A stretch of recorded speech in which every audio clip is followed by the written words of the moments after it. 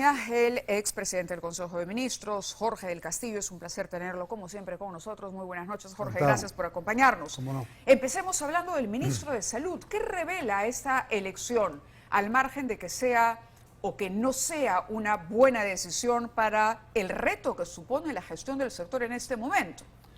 Más allá de las competencias personales del flamante ministro César Vázquez, a la cual no soy médico, no las puedo calificar y menos descalificar, pero sí puedo decir que me parece muy mala señal que el gobierno incorpore un ministro de Alianza para el Progreso. Eso quiere decir que el señor César Acuña Peralta tiene pues un pie metido en el gobierno, y creo que más de uno. Entonces, esa es una buena decisión política cuando se quiere consolidar la democracia, afirmar un gobierno y decir, me voy a quedar hasta el 2026. ¿Así se quiere quedar hasta el 2026? Lo ha dicho hace poco, además. Lo he dicho, claro, lo acaba de decir hace 48 horas. Pero digo, cuando uno quiere quedar más tiempo, se supone que puede o quiere la voluntad, tiene la voluntad de hacer un gobierno de más largo alcance, de mejor visión. No un acuerdo, como tú tienes tantos votos en el Congreso, entonces yo te pongo acá para que tú con tus votos me apoyes. No, si la señora presidenta hiciera un gabinete de alto nivel, todas las bancadas la tendrían que apoyar. Tengan o no tengan integrantes de sus partidos en ese gabinete, que probablemente no los tengan, si es que fuera un gabinete de alto nivel. Pero yo creo pues no les das pues la tutuma para tanto, ¿no? Claramente entonces es un intercambio, digamos, político Yo con el lo señor veo, Acuña, una cuota de lo poder. veo así y me parece una mala alianza, pues, porque no es el mejor aliado, ¿no? Alianza para el Progreso, que Ahora, derrapa por todas partes, esto como nos usted ve. recuerda de pronto, ¿no? Anotábamos bien nosotros cuando se criticaba la designación de los ministros del señor Castillo, ¿no? La señora Portalatino, por ejemplo, era la cuota que exigía permanentemente Perú Pésimo, Libre, pues, pésimo. el señor Silva y otros. Hoy, Dina Boluarte es una continuidad de lo que ocurrió con Castillo, diría usted. Lo que pasa es que ellos en esa época ponían a la gente de Perú Libre, gente completamente, ¿no? Absolutamente incompetente. Aquí en este caso se ve un acuerdo político raro, Sí, extraño, a ver, pero usted nos innecesario. acaba de decir que no es médico y no es quien para juzgar las competencias, pero en la No, hoja es que, de vida... perdón, es que yo en los casos anteriores todos hemos visto el nivel de competencia. Ya no tienes que ser médico para darte cuenta que el que pasó por ahí estaba mal, ¿no es cierto? Estaba mal, inclusive la última ministra. Pero yo decía al inicio del programa, Jorge, que no hay nada, no hay un estudio publicado, no hay nada que uno pueda buscar con una investigación rápida, cuando pone el nombre simplemente del ministro para decir, bueno, ¿y a quién nombraron? En un momento como este, ¿a quién nombraron finalmente después de la alta rotación de ministros en el sector salud que hemos tenido desde antes incluso de Castillo, desde 2016? Ojalá tenga las habilidades políticas necesarias, porque yo escuché una vez en la vida política nacional, el mejor ministro de salud no era médico. No sé si usted habrá escuchado eso. Pero puede ser el mejor ministro de Salud, un congresista al que se le blindó y se le protegió de una investigación o acusación. No sé si se le blindó, porque si el Congreso decidió eso y archivó una causa, hay que respetar la decisión, o vamos a estar cuestionando cada cosa, ¿no es cierto? Pero no es la única denuncia, no es la única denuncia. Pero por eso, yo más que la crítica a la persona, yo hago al hecho político, ¿no? A esta especie de rara alianza que se hace en el Congreso Ejecutivo para tener votos, para congraciarse con uno y con otro. Me parece que eso es lo de fondo. A ver, pero fíjese, si me permiten, Ávila, sí. A ver, termine usted. Sí, sobre el tema de las denuncias quería, nota publicada en La República, actualización a las 8:49, un total de 19 denuncias. El flamante ministro de Salud.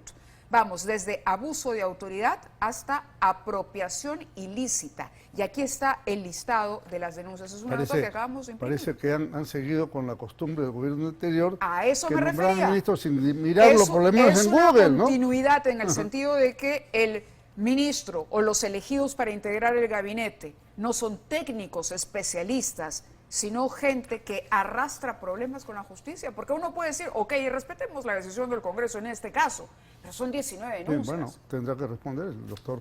Pero permítame, Mávila, comentarle, usted ha mencionado creo que 4 o 5 noticias importantes.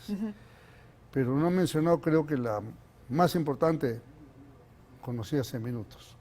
El Tribunal Constitucional ha declarado que es inconstitucional esta pretensión del Ejecutivo de declarar por sí ante sí la denegación fáctica como un rehusamiento. Sí.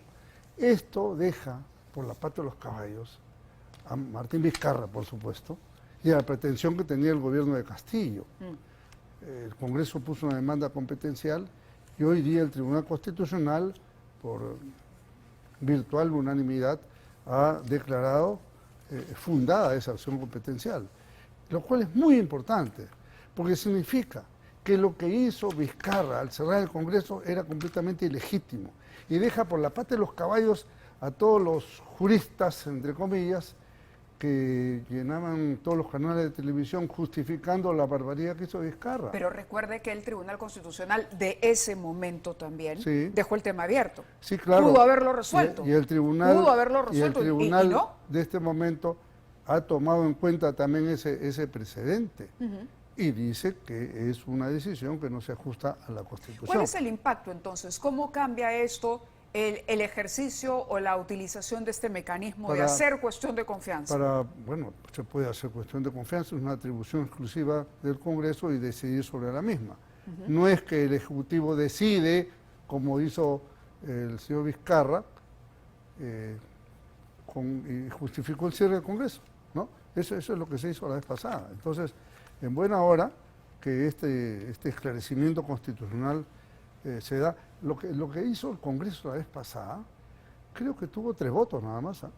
No fue, acá han habido 5 votos, solamente 3 votos. Lo que pasa es que como faltaba uno, había todo un problema ahí, recuerda usted, ¿no? Entonces, esa es una noticia importante.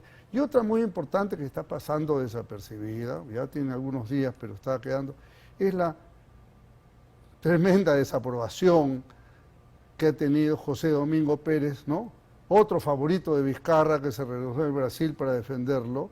José Domingo Pérez desaprobado en su examen para pretender ser magistrado del Poder Judicial. El examen de conocimientos. Por tanto, y si hubiera pasado el de conocimiento, de repente no pasaba el examen de salud mental, estoy casi seguro de eso. Pero digo, este hombre, ¿qué espera para renunciar de fiscal? Él quiso dejar la fiscalía con procesos a medio hacer. ¿Cuántas acusaciones tiene? Creo que tiene una de procesos de 5, 6, 7, 8 años. Entonces, otro incompetente absoluto, no solo en su accionar, ahora hasta en las pruebas de conocimiento, y no tiene el decoro de renunciar a su condición de fiscal. Bueno, pero a ver, vamos. José Domingo Pérez quería ser juez, o estaba intentando, y para eso dio este examen. Sí, quería pero jugar lo para otro, adelante. Está bien, pero lo otro tiene que ver con las investigaciones fiscales, y acabamos de ver, por ejemplo, algunos de los resultados. El caso de las investigaciones fiscales. Es decir, usted está juzgando al fiscal por un examen para ser juez. No, y por incompetencia, por haber metido tanta gente presa sin fundamento, por haber abusado de su autoridad, por haberse, vamos a decir así, cebado, ¿no?, en una serie de casos, empezando por el caso de Alan García, ¿no?, y muchos otros casos más. Realmente un abusador que ha causado enorme daño al país. Pero en ese caso, pedirle la renuncia es un poco complicado, porque él cree realmente en las investigaciones que está haciendo. Estoy en mi derecho de pedir una renuncia a un funcionario incompetente que de paso Vizcarra nombró a su esposa, recuerde usted, en Perú Compras. ¡Qué casualidad! Por eso, pero a lo que vamos es a que finalmente las decisiones sobre las peticiones fiscales no las tomaba José Domingo Pérez, eran decisiones del Poder Judicial. Sí, es verdad. Correcto. Como el juez Sánchez Balbuena, por ejemplo, que sin ningún elemento ordenó la captura de Alan García. Pero bajo su lógica tendríamos que pedirle entonces también la renuncia a todos los jueces que en ese momento hicieron mal, ejercieron por supuesto que sí. Eventualmente un abuso. No digo todos, sino algunos jueces sí, otros jueces rechazaron las pretensiones y últimamente, luego me parece de una decisión de sala plena del Poder Judicial, ya se ha atenuado un tanto las detenciones preventivas, en las cuales pues había un uso y abuso realmente, ¿no? Yo creo que ha habido una reflexión en el Poder Judicial ha habido una reflexión en el Poder Judicial, porque es cierto y públicamente se ha dicho que se ejerció un abuso, porque lo que se estaba aplicando, lo que se aplicó fue el modelo tal cual se había aplicado en Brasil. El ejecutor del abuso fue Domingo Pérez. Bueno, pero le digo, contó con la aprobación o la venia de los jueces que atendieron esas solicitudes. A veces sí, otras veces no, pero en todo caso eso no lo exime a él de ninguna responsabilidad. Porque él le pone elementos a los jueces y los jueces aceptan una condición. Me parece mal que lo hayan aceptado del todo, pero el verdadero sicario judicial ha sido José Domingo Pérez. De acuerdo, quería preguntarle también por algunas declaraciones que ofreció a Panorama la señora Keiko Fujimori. Sí. Ella, cuando se le preguntó, y es más, se le cuestionó sobre lo que ha sido considerado una suerte de boicot del propio fujimorismo para evitar el adelanto de elecciones, dijo, no, pero ahí sigue latente, sigue latente. Vamos a escuchar qué es lo que dijo Keiko Fujimori y continuamos. He sido tajante en negar una candidatura si es que hubiese un adelanto de elecciones, pero hacia futuro no he tomado una decisión al respecto. ¿Eso quiere decir que Fuerza Popular podría nuevamente insistir en un proyecto de adelanto? Podría, por supuesto. Sí. ¿Lo tienen en mente? Es algo que está latente y que no se ha archivado por completo. ¿Cabe la posibilidad a estas alturas, cuando ya, digamos, parecía que el piso estaba parejo y que vamos todos, nos quedamos todos y somos felices todos, podría abrirse una ventana para esa posibilidad? Fíjese, en el Perú todo es posible, ¿no es cierto? Todo es posible en la dimensión desconocida. Pero somos la dimensión desconocida. Bueno, las cosas que usted ve últimamente, claro, como no va a ser la dimensión desconocida. Pero es poco probable, ¿no?, que haya un adelanto en las actuales circunstancias, pero las circunstancias pueden cambiar. Mañana aparece algo, un audio, un video, ¿sabe Dios qué?, ¿no?, y voltea todo el tema. ¿Puede suceder? Puede suceder. Ella misma dijo que no se descartaba, por ejemplo, que eventualmente se puede incluso proponer una vacancia porque vienen interpelaciones y censuras a los ministros. Y decisiones, ciertamente, como la que hoy ha tomado el gobierno de Dina Boluarte, no ayudan, ¿no? Vamos a ver, quisiera interpretar, si me permite, lo de la señora Keiko, ¿no? Ella pide la renuncia de ministros, no habla de la renuncia de la presidenta. Dice, no se ha cerrado, nada más. Mientras la presidenta decía, ya se cerró y me voy hasta el 26. Por eso le decía, irse hasta el 26 implicaba tener un gobierno de mejor calidad. A eso íbamos. Ahora, vamos a ver una nota sobre lo que parece estar ocurriendo en el entorno de la presidenta, que se tiene de alguna manera que partir entre la influencia que puede tener su primer ministro, el señor Alberto Otárola, pero desde hace ya algún tiempo viene asomando también la presencia de su hermano, Nicanor Boluarte. Y bueno, Talía Rosales, nuestra reportera, ha preparado un informe respecto a qué está pasando realmente allí, en el corazón del poder, cómo se debate o cómo se parte la presidenta entre estos dos personajes que pueden estarle hablando cada uno a un oído distinto. Vamos con la nota y continuamos conversando con Jorge del Castillo aquí. Una disputa sin precedentes. Desde acá un llamado a la Presidenta de la República, la señora Dina Boluarte, que tiene que deslindar cuanto antes su cercanía y decirle a su hermano que no intervenga o que no se acerque, porque eso le va a hacer daño definitivamente. Conozco al señor Otárola, yo dudo mucho que él se esté dejando manejar. Por un lado, el flamante presidente del Consejo de Ministros, Alberto Otárola, quien debía ser la mano derecha de la presidenta Dina Boluarte en las decisiones sobre las riendas del país. Y en el otro extremo, quien estaría asumiendo un rol que legalmente no tiene, es nada menos que Nicanor Boluarte, el hermano de la presidenta de la República, quien tendría el poder hasta para elegir ministros. A mí me sorprende que personas que no tienen ningún cargo público puedan tener alguna injerencia en el gobierno. Las personas que son elegidas son quienes deben ejercer la responsabilidad que corresponde. Que participe o terceras personas o algunos familiares, todo esto está regulado, pues no está comprendido dentro de la responsabilidad que existe. Por tanto, eso afecta a la institucionalidad. Y es que de acuerdo a una denuncia periodística, esta pugna a la interna del Ejecutivo se estaría evidenciando con la filtración de denuncias de ambos flancos. Mientras que al poderoso hermano de la presidenta se le vincula con un acusado de tentativa de feminicidio, Alberto Otárola fue implicado el fin de semana en el presunto caso de corrupción por el pago irregular de 41 millones de soles a través de E-Salud por pruebas de descarte COVID. La información se conoció por la filtración de chats de WhatsApp. Aurelio llama para hacer tripartita con PCM. Existirían serios conflictos de interés al respecto y obviamente peor aún, tenerlo en la sombra, ¿no? El señor, sin lugar a dudas, si quiere tener alguna intervención, que postule un cargo público y sea elegido de manera popular. Antes no lo podría hacer de ninguna forma, es gravísimo. Respecto a la actuación del señor Otárola, ¿cuál es su análisis? ¿Qué le estaría permitiendo? Investigar, obviamente, una persona por dignidad no puede permitir este tipo de situaciones. Tendríamos que probar esto y el que tendría que decirlo es el señor Otárola. Pero no es un hecho aislado. La historia nos recuerda a aquellos hermanos de nuestros expresidentes que también buscaban obtener poder aprovechando el vínculo familiar. Pedro Toledo, hermano menor del entonces mandatario Alejandro Toledo, fue denunciado en el 2004 por los delitos de falsedad genérica y falsa declaración, tras utilizar sus influencias como familiar del presidente para conseguir una licencia en el MTC para una empresa de telecomunicaciones.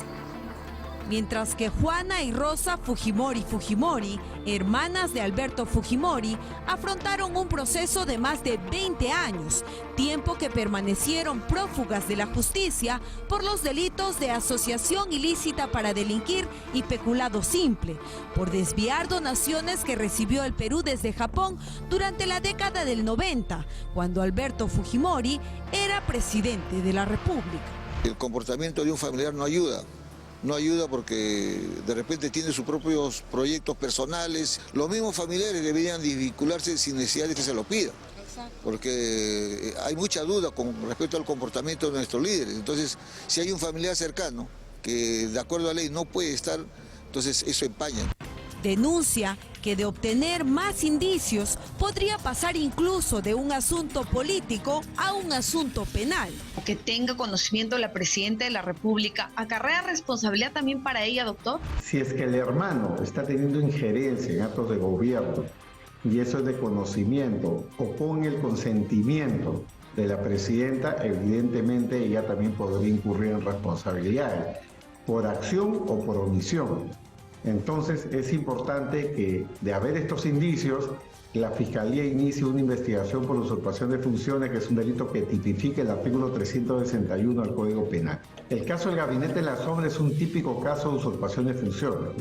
Son personas que no están sujetos a ningún control público por parte de ninguna de las entidades del Estado, pero ejercen poder de facto, ¿no? Ese tipo de prácticas están prohibidas y son punibles desde el punto de vista penal. A pesar que estos indicios se van conociendo poco a poco desde hace más de 2 meses, la presidenta Dina Boluarte ha guardado hasta ahora un preocupante silencio. Las impresiones de Jorge del Castillo sobre esta nota que hemos puesto al aire, Jorge. Recomendarle que tenga a los parientes lo más lejos posible. Por ejemplo, el presidente Alan García, él cero con parentela.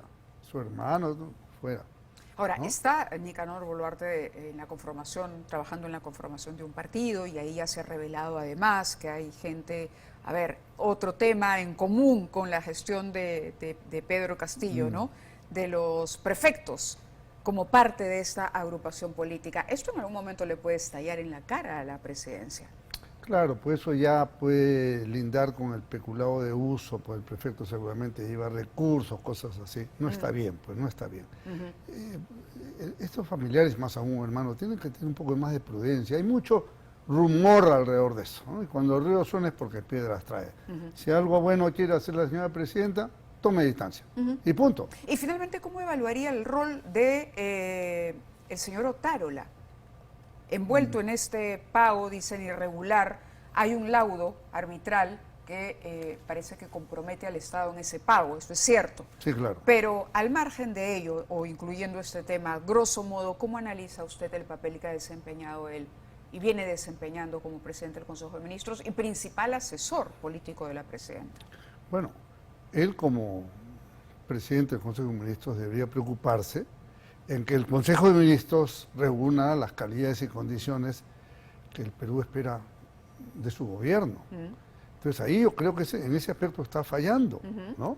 ¿Sería él el que tiene la alianza con el partido del señor Acuña, por ejemplo? Esta alianza que usted dice que hay a partir de la Él es el que tiene que proponer. O sea, es impensable que haya un ministro que lo haga a sus espaldas. Si lo hicieran, él tendría que renunciar, ¿no es cierto?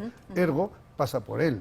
Si él es el que lo ha propuesto, como eso es lo que dispone la Constitución, él es el que tiene que haber tomado los contactos y los nexos para este tipo de nombramiento y otros más. Yo lo que digo... ¿qué se percibe? Se percibe un gobierno mediocre. ¿Qué se recomienda? Señora Presidenta, levante la valla. ¿Cuál es el problema? Un hombre de Estado, y yo he tratado de imponerme a mí mismo esa medida, tiene la obligación cívica de convocar como sus colaboradores, llámese ministros, asesores, consultores, a gente que sabe más que uno. Entonces tú das la orientación política, ellos te dan los elementos técnicos, ¿no? Saben más que tú en todos los aspectos. Entonces, y no es que tenés un montón de asesores, sino gente inteligente, que las hay. Yo he tenido mis mejores colaboradores en el Congreso y como ministro, eran ad honorem. Y gente completamente transparente, desde Richard Webb, le puedo comentar, ¿no? Y muchos otros de más alto nivel. ¿Qué le dice su olfato político? ¿Que va a durar este ministro de Salud? Porque ahorita le van a mover, pues, ya sacaron la capa, se baja al toro, ¿no? Con todas las denuncias. Si estaban archivadas, la van a reactivar. Yo creo que él mismo, son sospechosas, ¿no? Él mismo, cuando uno es nominado a un cargo. Atentado contra la autoridad, violencia y resistencia a la autoridad, abuso de autoridad, extorsión, negociación incompatible o aprovechamiento indebido del cargo, negociación incompatible, peculado, desobediencia, contencioso administrativo, más peculado, abuso de autoridad. Cuando una persona es propuesto por un gobierno, un cargo tan importante, tiene el deber de decir, señor primer ministro, tengo todo esto. Esto es así, supongo que lo habrá conversado con el primer ministro. ¿Eso aplica al ministro de Justicia también? Aplica a todos, por supuesto, sí lo he visto, la entrevista que le hicieron a él, un poco más y no sabe nada, ¿no? Cuando realmente ahí están los documentos que lo acreditan. Entonces, este vicio que hemos visto en los últimos meses es poner ministro que pasa por la esquina y es de ministro, sin ningún análisis de su currículum, de su hoja de vida. Mete pues a internet y descubre lo que tiene, está al alcance de todo el mundo, ¿no? Pero no, yo creo que están con la misma necedad. Pero un gobierno tiende a hacer eso cuando le debe favores o cuando, como usted ha dicho, ha entrado en algún tipo de acuerdo con alguna fuerza política, que en este caso sería la del señor Acuña, ¿no? Ciertamente, cuando se hace eso es por algo. Cuando se incurre en un error tan grave y tan evidente, porque que en el primer día en la designación aparezca toda esta información es una torpeza mayúscula y uno calcula el costo-beneficio de eso. Le quiero explicar mi experiencia, ¿ya? Yo, el primer ministro, teníamos que armar el primer gabinete y después pocos cambios hubo, pero hubo algunos pocos cambios.